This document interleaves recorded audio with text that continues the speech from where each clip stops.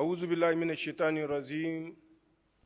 Bismillahir rahmanir rahim. Nigériennes, Nigériens, mes chers compatriotes. Demain, 26 mars 2026, par la grâce d'Allah, le clément, le miséricordieux, nous célébrerons le premier anniversaire de la charte de la refondation. La promulgation de cette charte est intervenue au terme d'un processus endogène et inclusif que nous avons enclenché au lendemain des événements du 26 juillet 2023. En effet, dès le 19 août 2023, dans mon adresse à la nation, j'ai annoncé la convocation des assises nationales réunissant toutes les composantes socio-économiques et culturelles politiques de notre pays. Cette annonce visait 3 objectifs. Le premier était de mieux impliquer les Nigériens dans la gestion de leur pays. Nous sommes convaincus, en effet, que la marche d'un pays ne peut se décider seulement par le haut ou par quelques partis politiques et autres associations, mais requiert plutôt un véritable processus participatif. Le second objectif était de donner corps à l'élan populaire et patriotique né après les événements du 26 juillet 2023 qui ont vu le peuple nigérien se lever comme un seul homme pour sa souveraineté et sa dignité.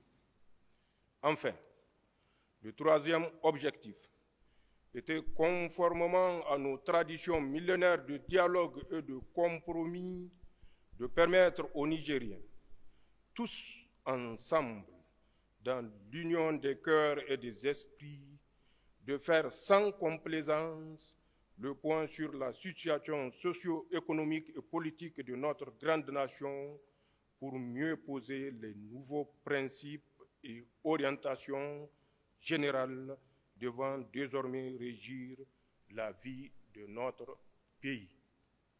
C'est ainsi qu'à l'issue de nos assises nationales tenues du 15 au 20 février 2025, les participants ont fait de pertinentes propositions dont la plus importante reste incontestablement l'adoption d'une charte de la refondation. Mes chers compatriotes, la charte promulguée le 26 mars 2025 consacre les institutions de la refondation et organise les pouvoirs publics.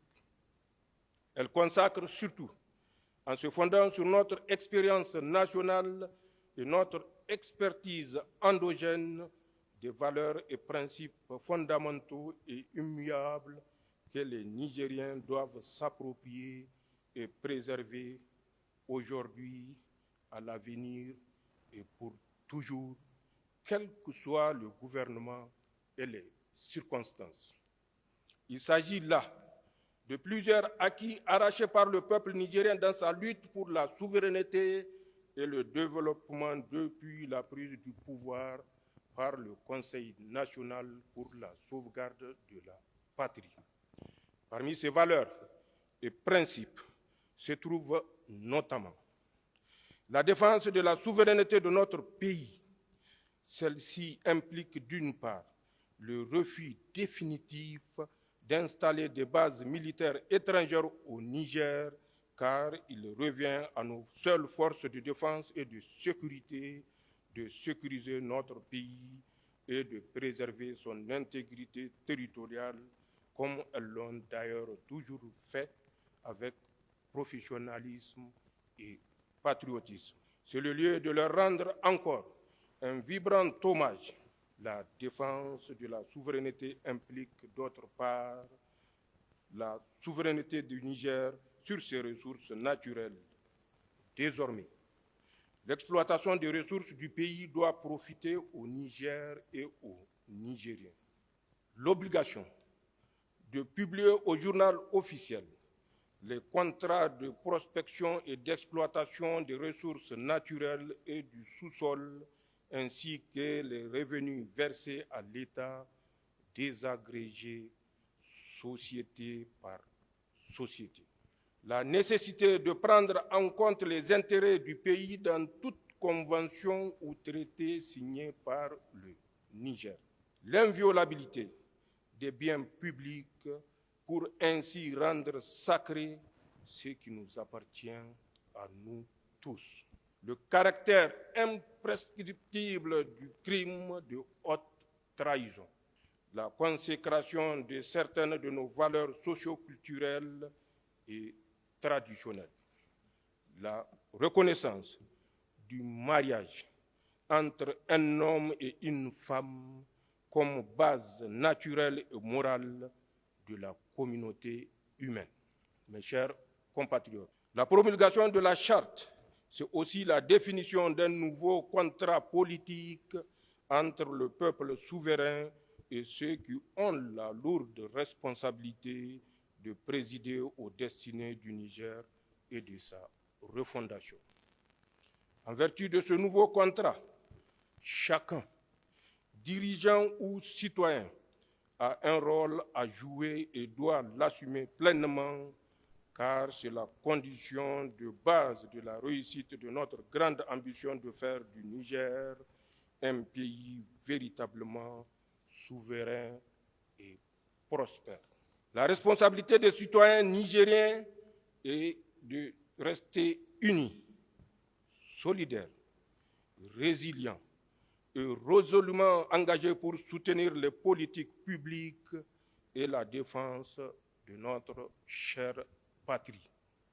C'est le lieu de saluer la mobilisation historique des Nigériennes et des Nigériens lors de ma tournée en profondeur dans les régions du Niger du 4 au 5 octobre, puis du 8 au 20 novembre 2025.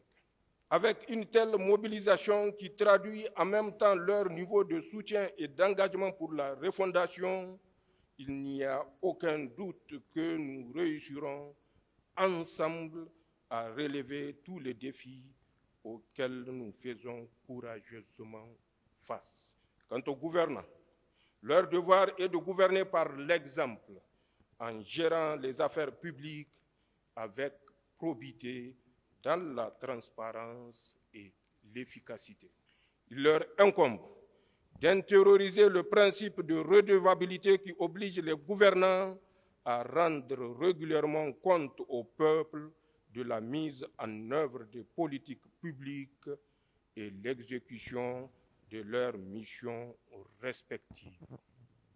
À ce propos, j'ai instruit le gouvernement de s'atteler à cet exercice dans les prochains jours pour permettre aux Nigériens de mieux saisir non seulement les défis auxquels nous faisons face, mais également les progrès effectivement réalisés et les perspectives à venir pour notre pays.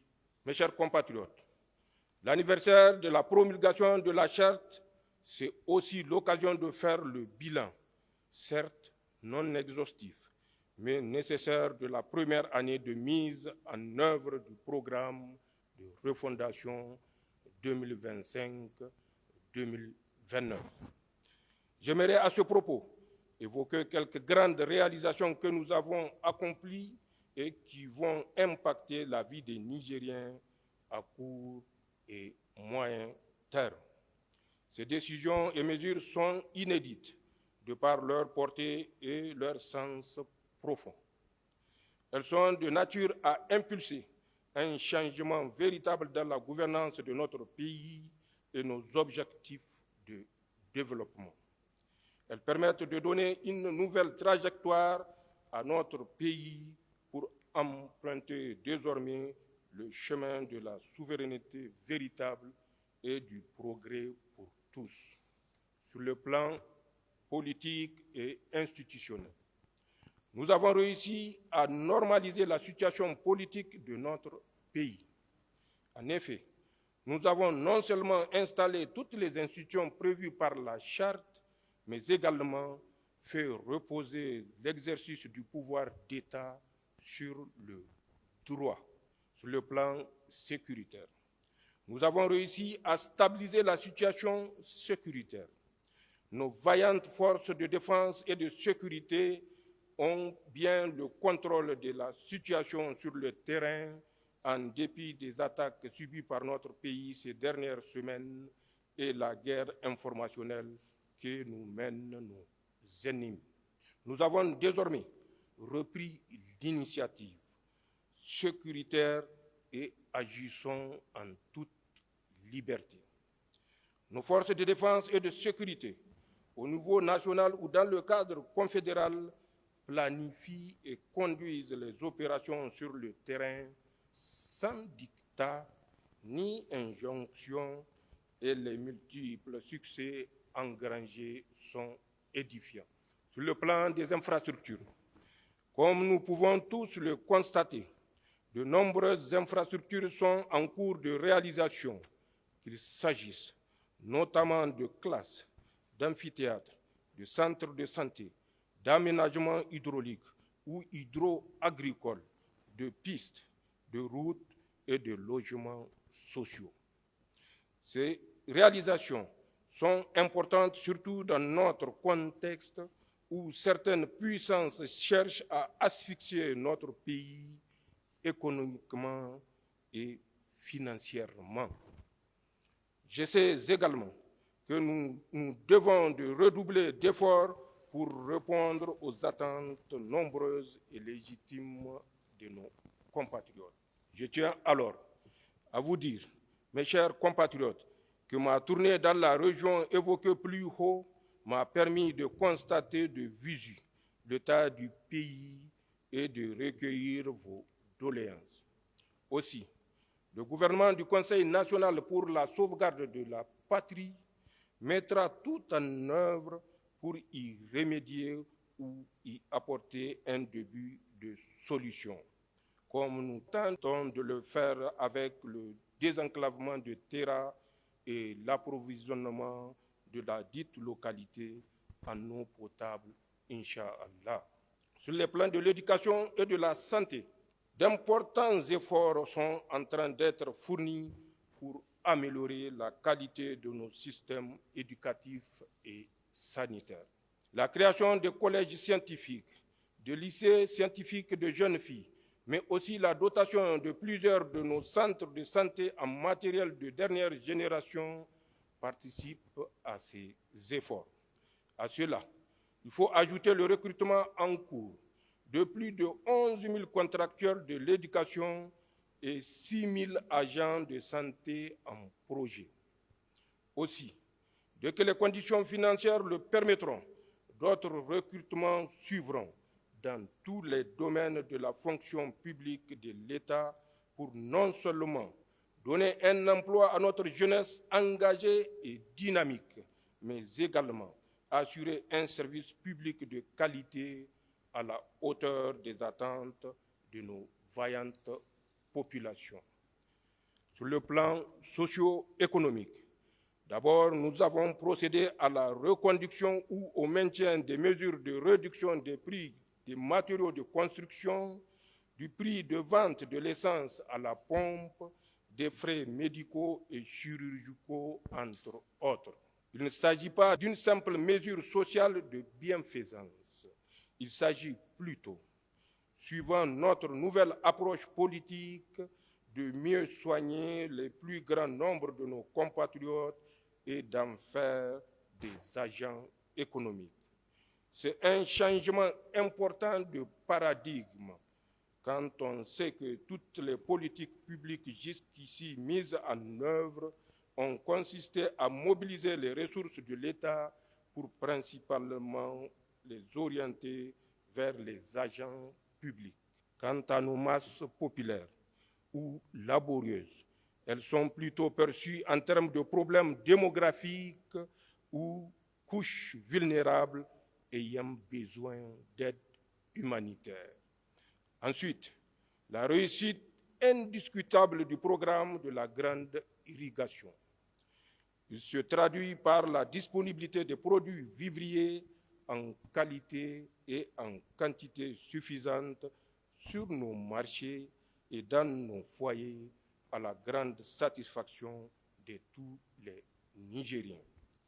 La réussite de ce programme est la preuve que la première richesse du Niger demeure ses terres agricoles et de pâturage, à rebours des thèses calamiteuses qui nous présentent comme un pays aride et non propice à l'agriculture pour ainsi nous réduire éternellement à vivre des périodes de soudure et à tendre la main pour nourrir nos populations. Il s'agit là également d'un changement politique majeur qui fait désormais de l'agriculture une base essentielle de notre développement économique. Cela est d'autant une réalité que la production agricole est accompagnée de la création d'entreprises à tous les niveaux du processus, qu'il s'agisse de la production à proprement parler ou de la transformation et de la commercialisation. C'est le lieu de saluer les efforts de tous ceux qui ont permis la création de nouvelles entreprises. En effet, aussi bien dans le domaine agroalimentaire que de la métallurgie et des autres secteurs économiques, 64 unités industrielles ont été créées pour plus de 7000 emplois fournis. Mes chers compatriotes, c'est enfin sur le plan de l'exploitation de nos ressources naturelles que nous avons engrangé le plus de progrès. En effet, nous avons non seulement nationalisé notre uranium, mais également réussi avec nos ressources et compétences propres à maintenir la production. C'est un message fort à l'endroit de tous les partenaires actuels et futurs du Niger que le grand peuple nigérien finit toujours par reprendre ses droits lorsqu'il est injustement trompé et pillé. C'est l'héritage en termes de ressources, mais aussi d'engagement que nous léguons aux générations futures et qu'elles doivent préserver jalousement pour que personne ne vienne encore spolier nos biens et pour toujours. Les Nigériens doivent définitivement s'en convaincre. Il n'y a aucun doute que le développement du Niger se fera avec les ressources naturelles du pays ou ne se fera point. Nigériennes, Nigériens, mes chers compatriotes, sur le plan diplomatique, nous avons obtenu d'importants résultats qui méritent d'être soulignés. D'abord, en un an, nous avons reçu les lettres d'accréditation de 26 ambassadeurs de tous les continents et ouvert 4 nouvelles ambassades. C'est la preuve, s'il en est besoin, que notre pays tient sa place dans le concert des nations. Ensuite, dans toutes les instances internationales, y compris aux Nations Unies, nous avons clairement exposé la nouvelle vision politique du Niger qui consiste dans le respect de notre souveraineté et de la défense des intérêts de notre pays. Enfin, nous avons œuvré ensemble avec nos frères du Burkina Faso et du Mali à rendre opérationnelle notre Confédération des États du Sahel. La création de la Banque d'investissement de la Confédération ainsi que le lancement de notre force unifiée en décembre dernier constituent sans aucun doute des avancées majeures pour notre Confédération. Nigériennes, Nigériens, mes chers compatriotes, je ne peux terminer sans évoquer la situation au Moyen-Orient et dans plusieurs autres pays en guerre qui nous préoccupe au plus haut point car elle a des répercussions sur notre situation économique et notre sécurité. Elle nous préoccupe également car elle touche des peuples frères confrontés à l'injustice et à la guerre meurtrière et destructrice qu'ils n'ont pas choisie. Nous avons une pensée pieuse pour toutes les victimes causées par cette barbarie. Ces drames peuvent être pourtant évités pour autant que tous les acteurs de la scène internationale fassent preuve de retenue et se conforment au droit international. Il montre aussi le besoin impérieux de repenser profondément l'ordre international si nous voulons un monde juste, pacifique et consacré à la seule lutte qui vaille, sert pour le bonheur des peuples. Dans ce contexte, au niveau national, comme de notre confédération, nous devons tirer les enseignements suivants. 1. Ne jamais sous-estimer la malveillance de certaines puissances qui sont capables de tout pour défendre leurs intérêts, y compris tromper et mobiliser des instances communautaires et internationales pour nous porter la guerre. C'est le lieu de saluer la mobilisation de tous les Nigériens dans nos villes et campagnes pour faire échec à leurs projets. 2. Ne jamais permettre à nos ennemis d'infiltrer notre pays et de nous diviser pour ensuite nous soumettre. 3. Renforcer notre unité nationale et rester mobilisés pour notre pays. 4. Renforcer notre confédération AES qui constitue un véritable rempart pour toute velléité de nous agresser. 5. Nouer des partenariats stratégiques efficaces. Sur tous ces points, je peux vous assurer que nous sommes déjà à pied d'œuvre pour engager les actions stratégiques nécessaires à la préservation de notre souveraineté et de nos intérêts nationaux. Puisse Allah, le Tout-Puissant, éclairer notre chemin, préserver notre grand peuple et préserver nos populations de l'AES. Amin. Vive la refondation, vive le Niger. Zancang Asani, Labu Sanino, Hala Lady Non, Hala Lady Non, Lady Amen Niger, Minamfu et Niger. Gurawaga. Merci.